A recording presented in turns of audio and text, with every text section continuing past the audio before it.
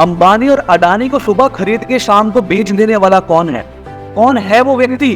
वो एक इंसान जो कि दुनिया की सारी वेल्थ, पावर और पैसे को कंट्रोल करता है। एप्पल, गूगल, फेसबुक, ये 3 कंपनीज पूरे वर्ल्ड को कंट्रोल करती हैं, ऐसा लोग मानते हैं। लेकिन क्या कोई इनको भी कंट्रोल करता है? आपने हमेशा सुना होगा कुछ लोग हैं जिनके हाथ में पूरी दुनिया की सारी पावर और पैसा है और वो ही सब कुछ कंट्रोल करते हैं।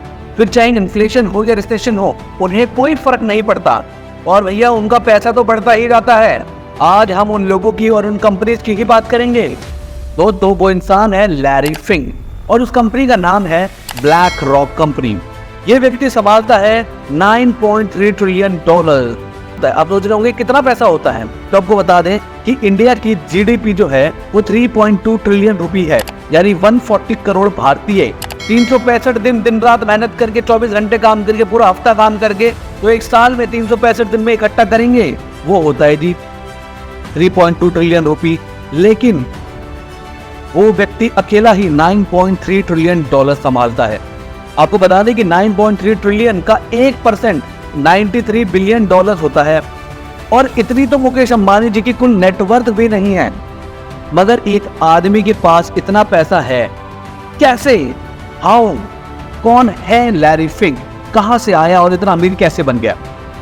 और कैसे ब्लैक रॉक पैसा छापती ही जा रही है, पैसा इन्वेस्ट करता आ रही है, जब वो पैसे को बढ़ाई जा रही है। हम भी दोस्तों लगा दे 200-400 रुपए, अगर हमें पता लग जाए वो का इन्वेस्ट कर दिया है। दोस्तों जानते हैं लैरी फिंग और धीरू भाई में एक चीज कॉमन थी। धीरू भाई अंबानी, रतन टाटा, लैरी फिंग जैसे लोग ये साम्राज्य बनाते थे और ऐसा बिजनेस डेवलप करते थे कि जो जिंदगी भर चलता ही रहेगा, उनकी पुश्तें तक चलाती रहेंगी, जो कभी गिरेगा ही नहीं। ये राज क्या है इन लोगों का? ये कैसे कर रहे हैं? आइए आपको बताते हैं।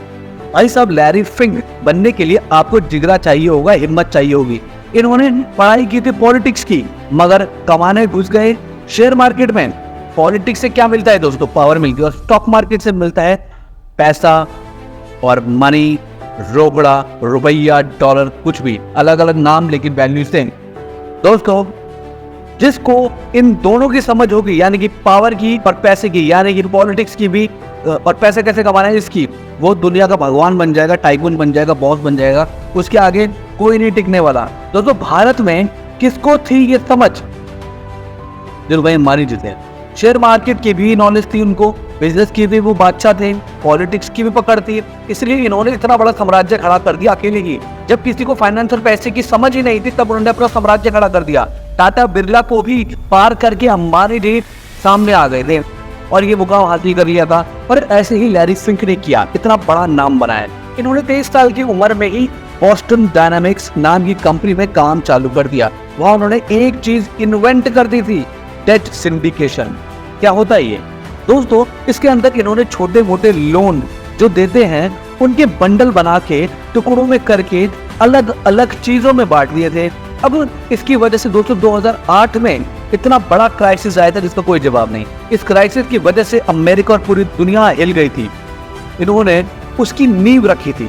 23 साल की उम्र में काम पे लगे थे और 31 साल की उम्र तक वो बैंक के उस कंपनी के एमडी बन गए। इस कंपनी को उन्होंने एक साल में $1 बिलियन यानी 8,000 करोड़ रुपए से भी ज्यादा कमा के दिया था दोस्तों। लेकिन फिर इसके बाद ये ओवर कॉन्फिडेंट हो गए और ज्यादा रिस्क लेने लग गए। तब 3 महीने में उन्होंने $100 मिलियन यानी 800 करोड़ का घाटा भी करवा दिया। लेकिन इसके साथ इनकी रेपुटेशन खराब हो गई। सबने इनको अनटचेबल या फिर ब्लैकलिस्ट कर दिया। कोई इनके साथ काम नहीं करना चाहता था, उनको नौकरी भी नहीं दे रहा था। और करंट फर्म जो थी जहाँ वो काम कर रहे थे, वहाँ उन्होंने ये सोचा कि 1 बिलियन का फायदा कराए तो क्या हुआ, 100 मिलियन का घाटा भी तो करा दिया, तो उन्हें नौकरी से निकाल दिया। उनकी ईगो पे ये बात लगी दोस्तों। उन्होंने सोच लिया भैया बहुत हो गया काम धंधा, अब मैं खुद की कंपनी खोलूंगा। और 1988 में जब वो 35 साल की उम्र में निकले, इनको फंड चाहिए था अपनी कंपनी शुरू करने के लिए। तब उनको मिले स्टीव शोर्समैन। ये भी एक लेजेंड थे अपने समय के। और इन्होंने इनकी कंपनी थी ब्लैकस्टोन। दोस्तों, इन्होंने $5 मिलियन इनको देके कहा कि काम शुरू करो, हम पार्टनर बन जाते हैं। इनको काम का एक्सपीरियंस तो था ही और जी तोड़ से काम करने के बाद इन्होंने कंपनी खड़ी कर दी। अब GE जनरल इलेक्ट्रिक एक कंपनी थी, उनके CEO ने उनकी एसेट्स थी। अब वो उन एसेट्स का क्या करेंगे उनको समझ में नहीं आ रहा था। तो उन्होंने लैरी फिंक की मदद ली, उनको बुलाया और कहा भाई देख लो मेरे पास इतने एसेट्स हैं और इनको इनकम में कन्वर्ट करो कि मुझे एक इनकम आए, मतलब पड़े पड़े मेरे एसेट्स खराब हो रहे हैं, इससे अच्छा मैं इनसे कुछ इनकम जनरेट कर लूँ। तो वहाँ पे और उन्होंने उनकी मदद की और प्रॉब्लम भी सॉल्व कर दी और 5 सालों में इनका एसेट्स अंडर मैनेजमेंट $20 बिलियन का हो गया था। धीरे धीरे और आगे बढ़ने लगे। तब स्टीव अपने जमाने के खिलाड़ी थे और लैरी अपने आप को बादशाह समझते थे। तब उनके बीच में हो गई टकराव, दोनों की ईगो क्लैश होने लग गए। अब दोस्तों लैरी ने ब्लैकस्टोन को छोड़ दिया और ये स्टीव की सबसे बड़ी गलती थी कि उन्होंने लैरी को जाने दिया। अब दोस्तों लैरी ने अपनी कंपनी बनाई जिसका नाम रखा black rock, Blackstone black rock, कुछ सेम। अब $9.5 ट्रिलियन की कहानी शुरू होती है। कैसे बनी वो कंपनी 9.5 ट्रिलियन की?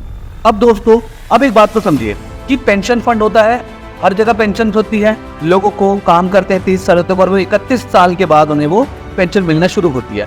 अब दोस्तों को कितना सारा पैसा होता होगा अगर आप सिर्फ इंडिया के अंदर ही सिर्फ आर्मी को ही देखें, आर्मी में कितने सारे सोल्जर्स है, कितनी सारी सरकारी नौकरी होती है, या रेलवे को देखें जहाँ पे सबसे ज्यादा सरकारी नौकरी देती है भारत सरकार वो रेलवेज में है। कितने सारे लोग हैं, कितने सारे लोग हर साल हर महीने अपने पैसे कटवाते हैं पेंशन में या पीएफ के लिए, वो पैसा इकट्ठा हो रहा है, उनके पास बैंक में पड़ा ही तो हुआ है, सरकार क्या करेगी उसका? अगर वो पैसा लैरी फिंक ले लें और अपनी कंपनी में लाके इन्वेस्ट कर दें तो कितना, और वो कहे कि हम आपको प्रॉफिट करके देंगे तो कितना पैसा कमा लेंगे। अब सरकार का भी फायदा है और उनका भी फायदा है। पेंशन तो जॉब वालों को मिल ही रही है साथ में, वो साथ में इन दोनों ने अपना पैसा कमा लिया, अपने एसेट्स को सही जगह पे यूज किया। अब दोस्तों धीरे धीरे करते करते उन्होंने डिफेंस में, रेलवे में, एजुकेशन में, स्टेट में, सेंट्रल में, स्टेट गवर्नमेंट, सेंट्रल गवर्नमेंट, हर जगह जहाँ से फंड मिल सकता था इन्होंने उठा लिया। और एक है सोवरेन वेल्थ फंड, वहां तो उठाया। अब समझिए कि आरबीआई ने बोला कि मेरे पे इतना पैसा पड़ा हुआ है बैंक के अंदर, मैं क्या करूँ, मैं ब्लैक रॉक भाई साहब को बोल देता हूँ कि उनको दे देता हूँ कि मुझे इसको डबल कर दो। अब ऐसे बड़े बड़े बैंक और देश हेल्प मांगते हैं ब्लैक रॉक कंपनी की। वॉरेन बफेट जैसे लोग, यानी जो लोग हमसे कमाते हैं, ब्लैक रॉक उनसे कमाती है। वर्ल्ड की 300 पेंशन फंड का टोटल होता है $6 ट्रिलियन। अब इनकी फर्म कितना जनरेट कर रही है? $9 ट्रिलियन की से भी ज्यादा। अब फंड मैनेज करने वाली 3 बड़ी फर्म्स हैं दुनिया में, black rock, Vanguard, state street capital, और ये तीनों मिलकर अमेरिका के जीडीपी का 70% संभाल रही है।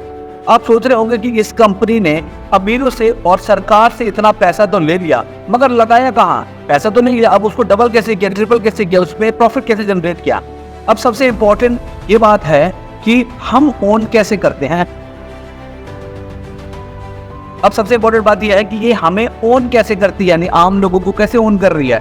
तो दोस्तों ब्लैक रॉक इतना इन्वेस्टमेंट करता है इन वर्ल्ड की टोटल शेयर्स में, टोटल बॉन्ड वैल्यू में, जो कि 10% है पूरी दुनिया का।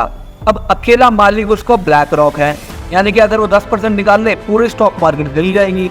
ब्लैक रॉक का पैसा यूएस की जीडीपी का 50% है, वर्ल्ड का लार्जेस्ट शैडो बैंक है जो पूरी दुनिया को कब्जे में रखता है। आप सोच रहे होंगे अकेला वर्ल्ड का कैसे ओन कर पा रहा है ये अकेला बैंक। दोस्तों एप्पल में 6.5% के स्टेक्स हैं, वेरिजॉन में 7.5% के हैं, फोर्ड में 7.25 के हैं, फेसबुक में 6.5, वेल्स फार्गो में 7%, जेपी मॉर्गन में 6.5, ड्यूट्स बैंक में 4.8%। टोटल हर बड़े सेक्टर में, हर बड़े देश में, हर बड़ी इंडस्ट्री में इनका पैसा लगा है। अब इतने पावरफुल तभी तो बन गए ये लोग। अब बात आती है और क्या क्या है। आपको बता दें कि 2010 में इसको मोस्ट इन्फ्लुएंशियल फाइनेंशियल इंस्टीट्यूशन का अवार्ड भी मिला था। चाइनीज गवर्नमेंट जो कि किसी को नहीं आने देती अपने देश में, उसने भी इसको बुला के कहा मेरे यहाँ पे पैसा इन्वेस्ट करो भैया। और एनर्जी, ट्रांसपोर्ट, फूड, हर जगह इनका पैसा लगा, यूरोप में, एशिया में, अमेरिका में। और 2008 की क्राइसिस के बारे में तो आपको पता ही था कि कैसे ही इसने यूएस गवर्नमेंट की हेल्प की, और वैसे ही इसने 2020 में कोरोना के समय पे भी यूएस गवर्नमेंट की हेल्प की